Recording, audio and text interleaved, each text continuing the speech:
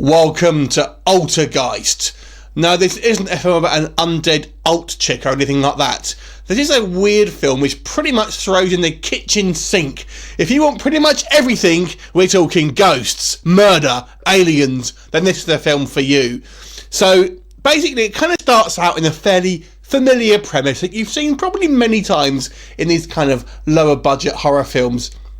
We have a group of 6 ghost hunters going to stay in this kind of haunted winery, I think it is, like some kind of, I think it's called King's Ransom Winery, and apparently this is meant to be one of the nice haunted places in the United States. And these kind of team of intrepid paranormal investigators have basically had their own web show. They're essentially hoping to kind of catch something so they can sell their show to a TV network.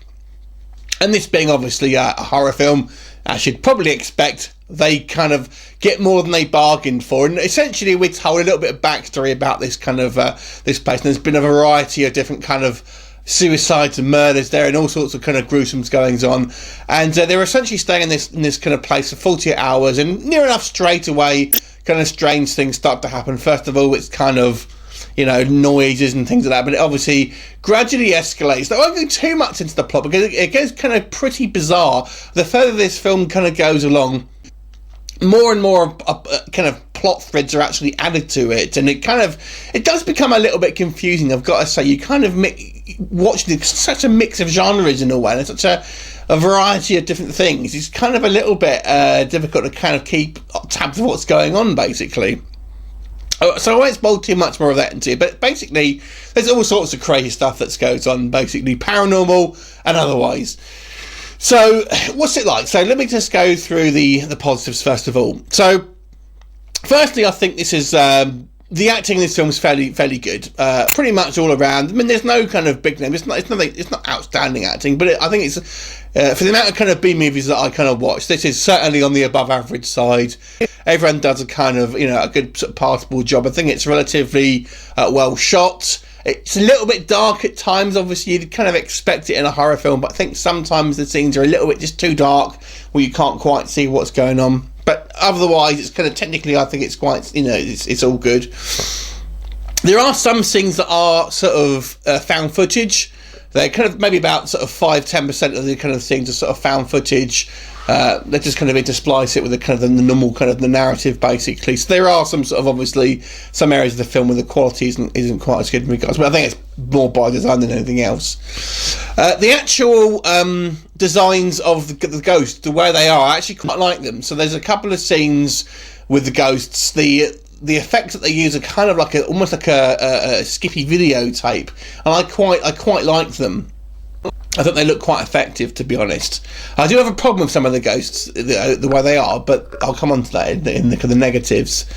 And like I said, this is kind of maybe a little bit more than you're sort of expecting, I think. So if you're expecting just a kind of standard run-of-the-mill horror film, then, you know, this has got a little bit more to it. And there are, I say, a variety of different things going on here, not just your standard ghosts. So what are the negatives? Like I said, the main one for me, I think it kind of just loses focus a little bit as the film kind of goes along. There's so many things going on that it just becomes a little bit tangled in what you're kind of watching. You know, maybe you think, oh, I've kind of lost where I am. I don't understand quite what's going on. What are these things? Without going into spoilers, it's difficult to kind of go much more into that. But just suffice to say, I think it can be a little bit convoluted. Going on to the ghosts, I kind of like the look of them, but to me they're a little bit too interactive, or they became a little bit too interactive.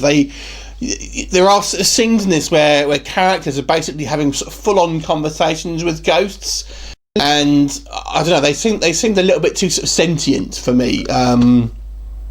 I don't know. So you could have literally just like a normal conversation with a ghost, pretty much. And you know, I like the look of them, but I think they pushed that a little bit too far, made them a little bit kind of almost a little bit too self-aware and kind of that sort of thing.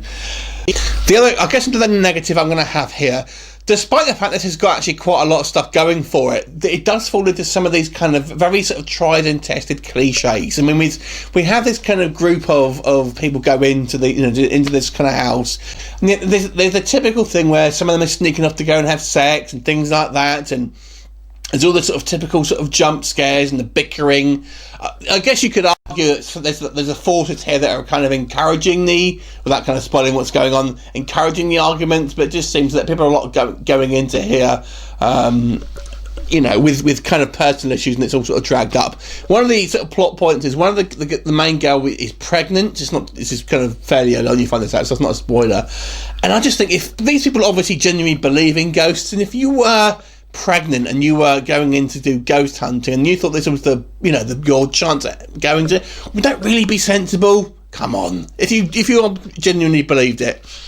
I don't know. So it does fall into some cliches. There are some sort of stock characters, but overall I think this film was good enough to kind of set it apart from kind of some of these other sort of straight to kind of DVD or video on demand type movies. I think it is a fair point of difference. I don't think it's going to be for everyone. I think it's a little bit, maybe there's a little bit too much going on in some aspects. There's not a lot of gore in here. I guess the scares are more your jump scares that rather than kind of building up atmosphere, which is, I guess, one of the criticisms that you'll have on a lot of modern horror films. They kind of rely a little bit too heavily on the jump scares and less on the sort of building the ambience. But there is, there is a degree of that. But overall, I would say this is probably an above average effort. I would certainly check it out if you're a kind of you like your kind of haunted house films. This is, an interesting one to say the least. So that's Altergeist. I'm going to give it 6 out of 10. What did you think about it? If you've seen it, leave a comment, and I will look forward to seeing you next time. Bye for now.